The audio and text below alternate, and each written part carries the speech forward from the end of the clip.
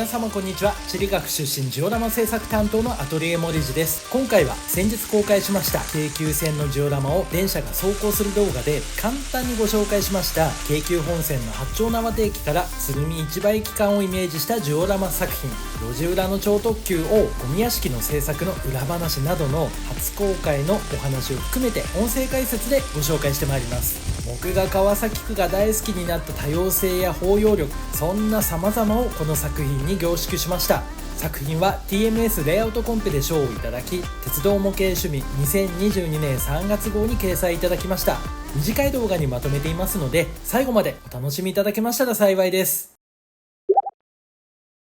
駆け足で現地のご紹介をします。今回模型化するのは京急本線の八丁畷駅から鶴見市場駅間の僕がいつも電車を眺めていたこの場所になります。地図で簡単にご紹介しますと、京急本線の八丁畷駅がここにありまして、隣の鶴見市場駅がここにあります。で、この間に二課寮用水の跡地がこうあるんですね。で、この二課寮用水の跡地と京急本線が交差するこの辺りを模型化していきます。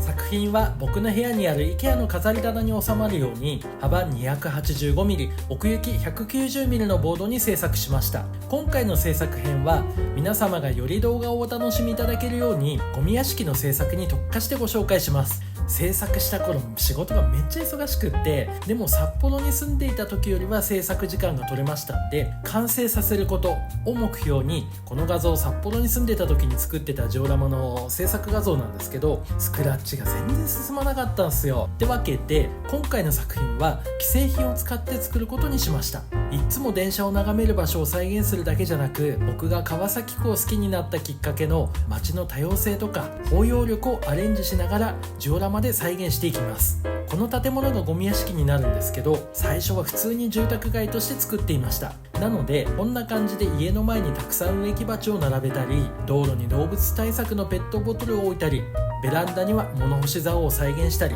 普通の住宅として工作を進めてたんです。でもどうせ既製品で現地とは違うわけですし、現地にはないけどゴミ屋敷をアレンジして作ってみようなんて思っちゃって、植木を取っ払って畑さんからゴミ袋の作り方を教えていただいてたんで、大量に作って家の前に並べてみたら結構いい感じなんですよ。で、庭先を彩るためにこんな感じで古雑誌と、そしてこうして古新聞を作って、古新聞と古雑誌の束を作りました。裏庭や庭先、ベランダに無造作に置くために段ボール箱を作ります。裏庭に置くために廃冷蔵庫も作りました。古新聞の束、段ボール箱、廃冷蔵庫はそれぞれ制作を別動画にしてありますので、よろしければ概要欄をご参照ください。まだ窓周りがそれっぽくないなと思って、窓ガラスにバッテンの形にガムテープが貼られている姿を再現しました。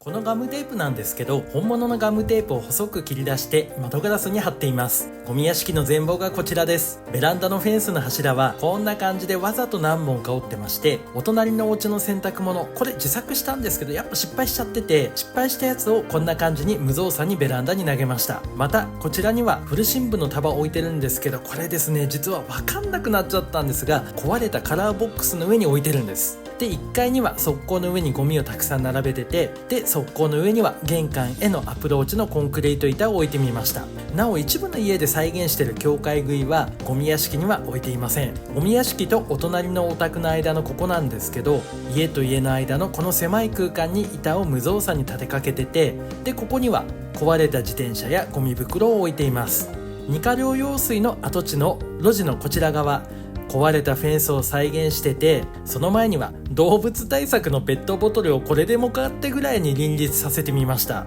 庭には様々なゴミを無造作に置いてまして、廃浴槽とか廃冷蔵庫、そしてその裏には古タイヤを置きました。棚の上には古雑誌や古新聞を置いてみたり、とっても楽しくゴミ屋敷を作ることができました。それぞれの工作動画は概要欄をご参照ください。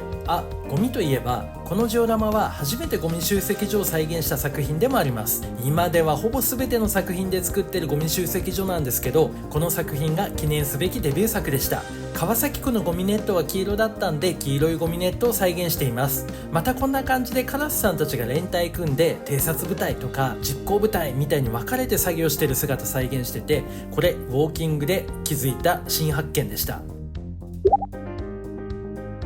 がいつも電車を見ていたこの場所の道路なんですけど、こんな感じで植木台が置いてあって、その脇を海徳が爆走していく、これを眺めるのが大好きだったんです。ジオラマでもこの植木台再現しました。道路には冷蔵庫の配送を終えて回収した冷蔵庫と新しい冷蔵庫の空き箱を積んだ町の電気屋さんの軽トラックを置いて、植木台には植木鉢や魚用の発泡スチロールを転用した植木鉢を再現しました。それぞれの工作動画は概要欄をご参照ください。一方通行の標識は少し場所をアレンジしてて、公園も場所をずらしました。この公園からも電車よく見てたんです。ちなみに公園には落ちてる本を物色してる兄さんを再現したんですけど、これ僕じゃないです。ドラマを考えながら制作するってめっちゃ楽しいです。この区間海徳爆走してるんで、その風を浴びるってすっごい大好きでした。走行動画ではその光景を再現しましたので、よろしければご覧ください。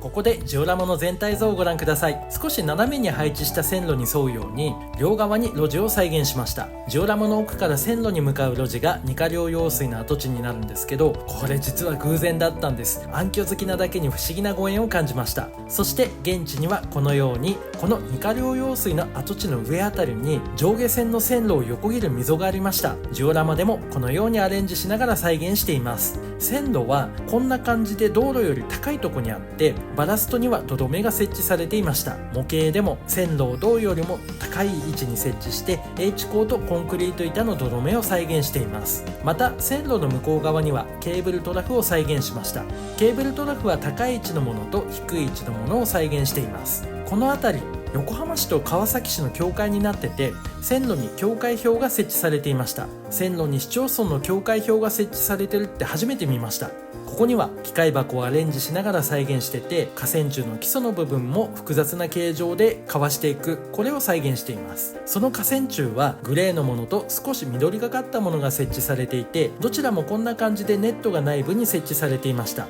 ジオラマでもこのように少し緑っぽいものとグレーっぽいものの2種類を再現しています。道路の電柱には電線を張っただけでなく、避雷針になる角打ち線を再現しました。僕はウォーキングが趣味なんで、時々線路の北側の路地から電車を見ることもありました。路地から眺める電車の迫力、反対側の線路なのに響き渡る残響音とかもうニヤニヤでした。そんな路地を再現したのがこちらです。既製品を使用しながら現地の雰囲気をそれとなく出せたんじゃないかななんて思ってます。路地と線路の位置関係や道幅の調整にはかなり気を使ったように記憶してます。二課寮用水の跡地の路地から眺めた電車です。路地を爆走して駆け抜ける快徳がもう大好きでした。走行編で爆走する快徳をお楽しみいただいたこの路地のように仕上げました。電車の前にあるカーブミラーはボシさんお手製のボシミラーで、これ本当に反射するんですよ。ボシさんのすごい作品のご紹介は概要欄をご参照ください。ジオラマにはもう一つ路地を作ってて、それがこちらです。現地をアレンジしながら雰囲気が出るように工夫しました。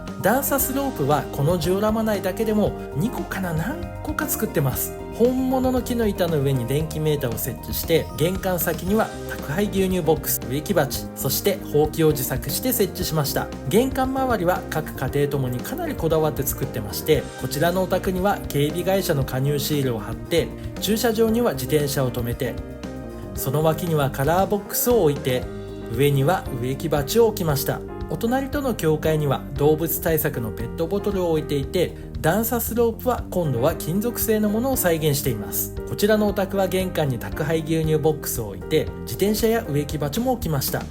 このお宅でも両隣との境界には動物対策のペットボトルを置いています。